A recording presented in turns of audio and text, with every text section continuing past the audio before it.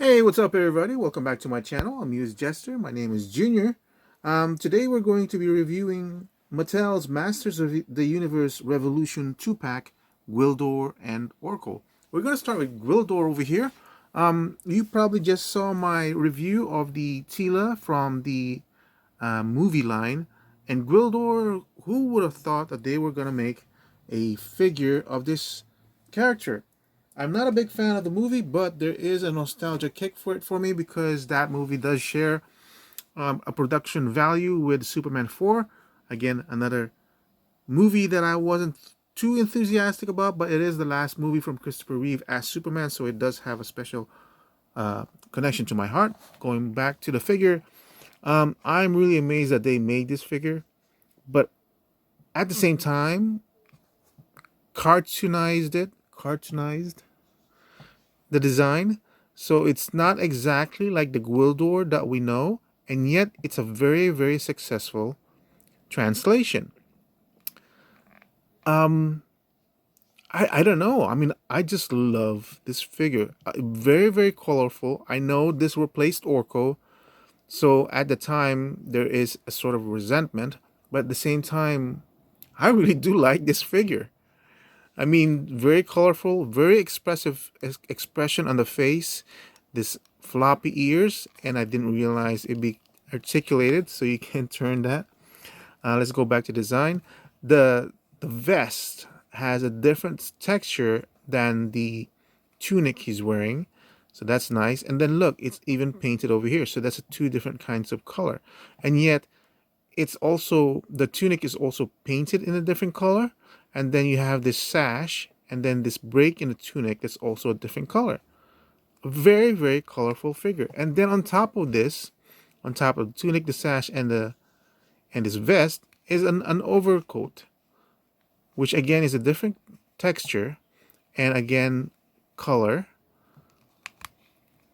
Very nice. And then you're stuck with this kind of robe, which doesn't make sense because which robe is this? Is this for this robe or that robe? I don't know. But it fits. I love it. And then you have this band over here for the bicep, but then you have this band over here for the elbow.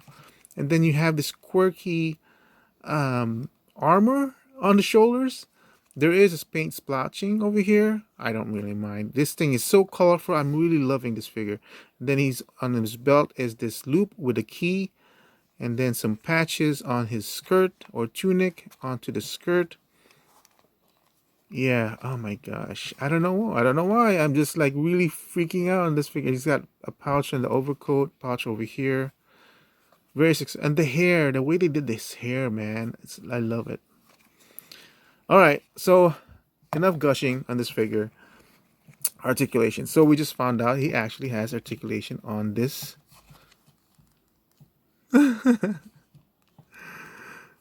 On this ear. Why am I laughing so much and loving this ear so much?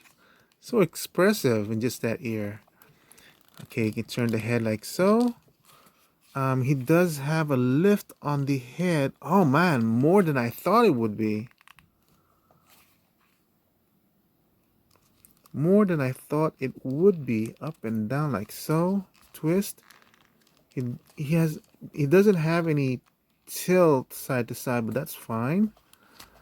This is rubbery. Huh. Interesting. It's actually a separate piece from the head. Decapitated. There's it. That.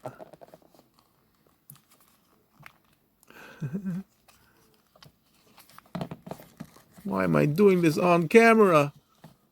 I basically just killed Gwildor. It's kind of curious. Okay, that's just plain bear. Okay. Very interesting. Okay, we put Gwildor back together. Obviously this armor over here will hinder. It doesn't hinder the articulation to the elbow, the arm at all. Wow. And it doesn't have any bicep because this is actually a separate piece of. Oh, so it's a separate piece of rubber. So that's the reason why this was up here and this was on the elbow. Technically, they should both be on the elbow. That's nice. So now it covers the joint completely. He doesn't have a bicep twist, but the twist is on the elbow, like so, in this cut. So you still have that twisting motion. It's only a single joint, so you don't even reach 90 degrees on the bend. That's fine for me. Because of the design on the cuff of the hand, look at that. There is a twist, a little bit of a give. I don't think that's really a give. That's more like a loose joint that's moving that. It does have an inward, outward movement on the hand. The hand is bare. There's not much, a lot of detail. Nice that they continued that on there. And then my legs are not floppy, but they're not solid. So they move quite a bit.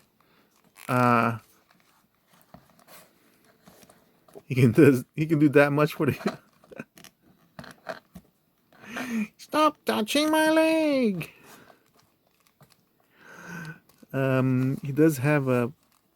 How am I even gonna show this? I don't even know if I can show this. He can move that much on the leg. Look at that. And then the ankle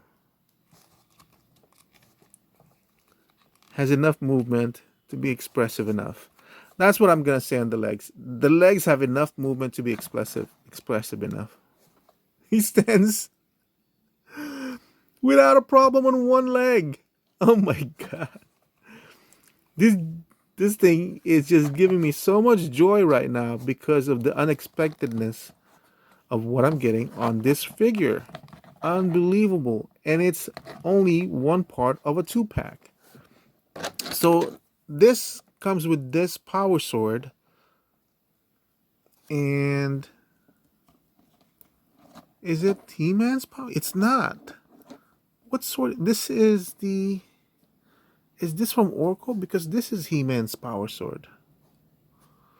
So I guess this power sword is not for this figure.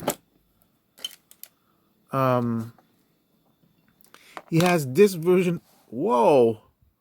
Is this the cosmic key? But why is this like that? That is so weird.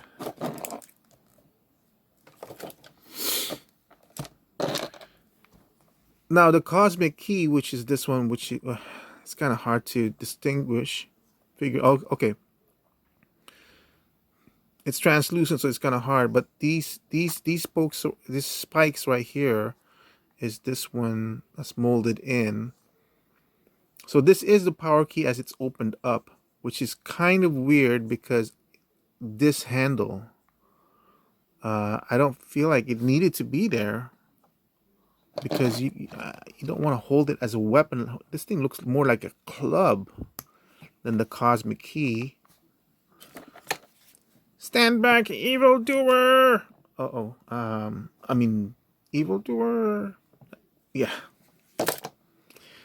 Yeah, this looks more like a mace, man.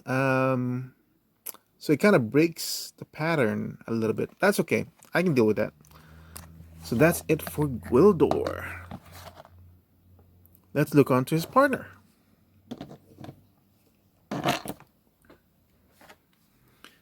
Orko the White. Okay, so didn't we have an Orko from the Masterverse already? But for some reason I can't find it. But anyway,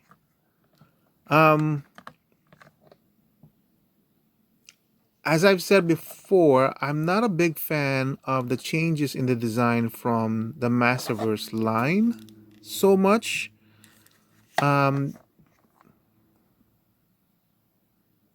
I guess it's more towards because of how the story is not the way I would have hoped it would be. But I'm gonna look into how Revolution ends anyway, and we'll see how the characters end in that story. So going back to this guy, it's okay right now. Like I said, I'm kind of holding off on my opinion. The design is very basic, white and then red. Got the gold design over here. gold design on the head, on the hat. Yeah, it's an Orko figure, right? And if it were the old design of Orko, I feel like this, I would love this figure more because it does do a lot of things that's interesting. One of the things is the articulation, right? Look, look at that. Look and see the head. The ball joint is literally the head. So when you move, that's why it's got so much movement, and you can get so much more expression on this figure, depending, right? So we just went through Gwildor with the articulated ears, and now I'm disappointed the ears.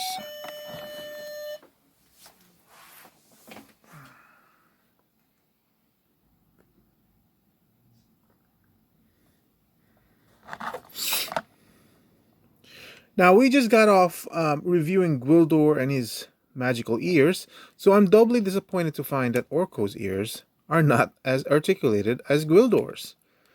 I mean, they're okay as they are because that's Orko, but of course, Gwildor's ears, because it's articulated, added a little bit more to the expression of the character, so I'm kind of disappointed that we are only left with that. And then the arms moves like those, and then goes up and down like so.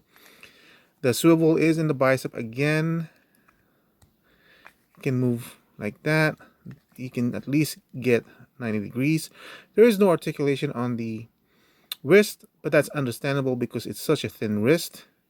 So everything you need or everything you can get is gonna be in that elbow articulation. And as you can see, it seems to be able to do enough expressions for whatever the figure needs. The figure is mounted on this post. And let me show you the post.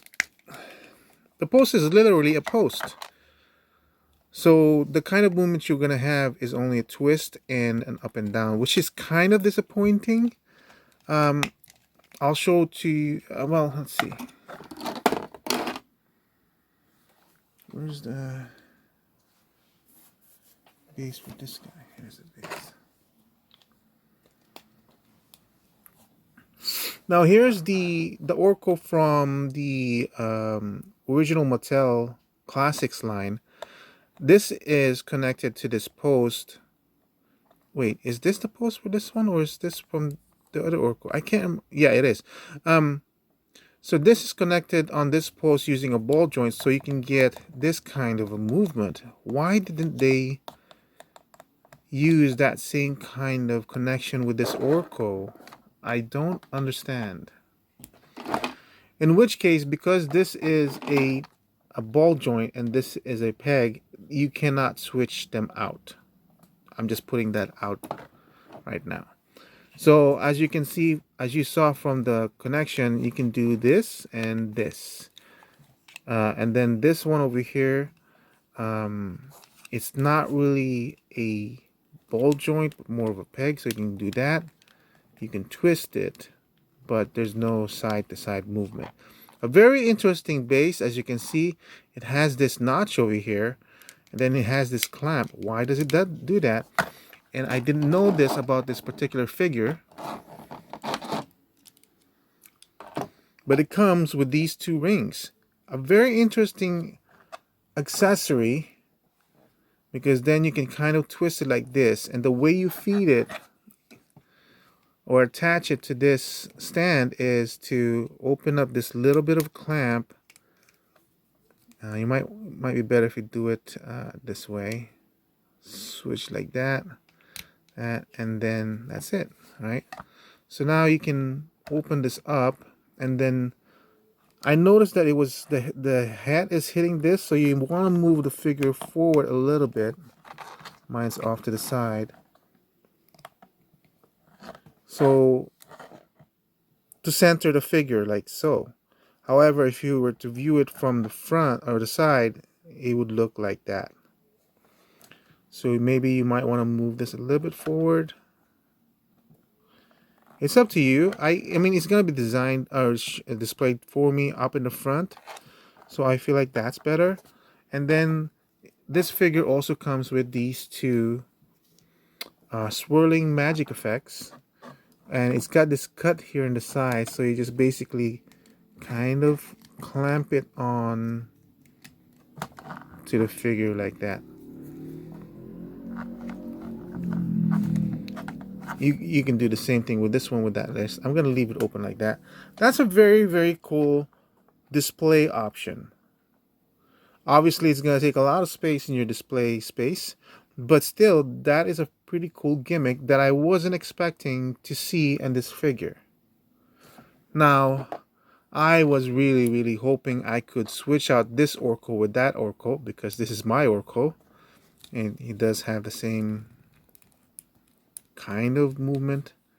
But alas, because this is a ball joint and that's a peg, it does not. So, but I am still determined. So what I'm probably going to do is modify this by using a hot glue gun again and just sticking it to that pole. But at least these effects, you can use it on this Orko.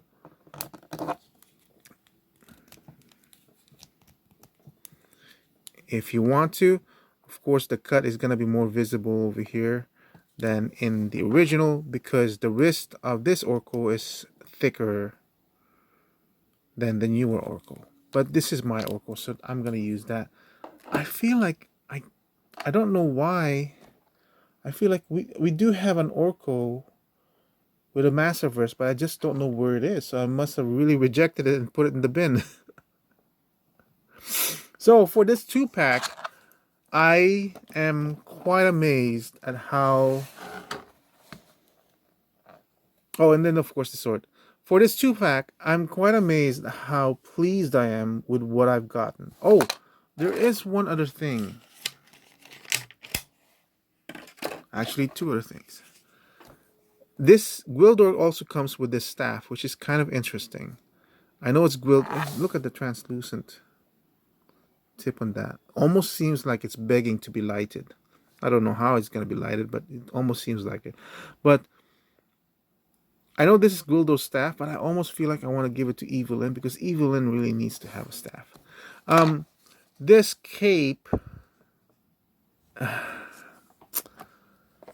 So I suppose this cape goes on this Orko, so that must mean the head must be removable. Yes, it is. Oh, that's interesting.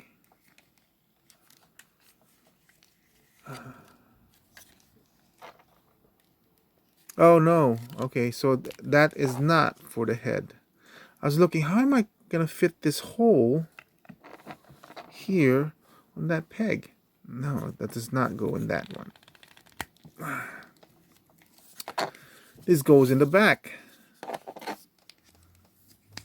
There's a peg over here for the back. Huh.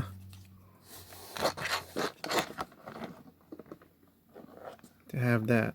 Okay. So that's a thing.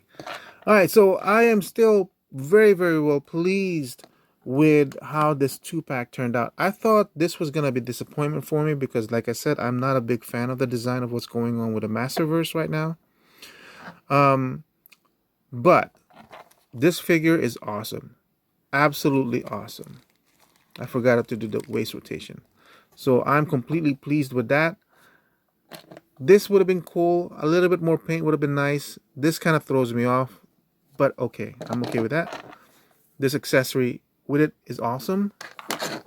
This is not his accessory, but this kind of throws me off. I don't really have that much use for this power sword because we have a lot of power swords already. I thought this figure was going to be a disappointment because the design is not the way I would have liked it, but the accessories in this one is just so much more. The display factor, the display options add so much more to this figure that it just blows me away. So both figures on this 2-pack is just awesome for me. Just plain awesome. And let's take out Orko over here. There he is with the rest of the cast from the Masters of the Universe movie. And I don't know about you guys, but all of a sudden, I really feel the need to get all the figures from this movie, including, well, maybe not including Courtney Cox and Lieutenant Paris, Tom Paris, the actor who played Lieutenant Tom Paris. Um, okay, maybe those two. I mean, because if you're gonna finish this movie, you need those two characters. But all of a sudden, I feel the need to get. Well, we need to get Man at Arms, and we need to get Tila. But the guy with the bald head that's supposed to replace Trap Joe, I would like to have that. The snake guy, I would like to have that. Didn't they have an equivalent for Beastman as well? We might as well get those guys too because there, there's already four guys from the movie. We need to get them. That's it for my review of Orko and Gwildor. A very, very surprising turn of events for these two pack. The fact that I'm quite well pleased with them. I hope you guys enjoyed the review and have a nice day. Goodbye.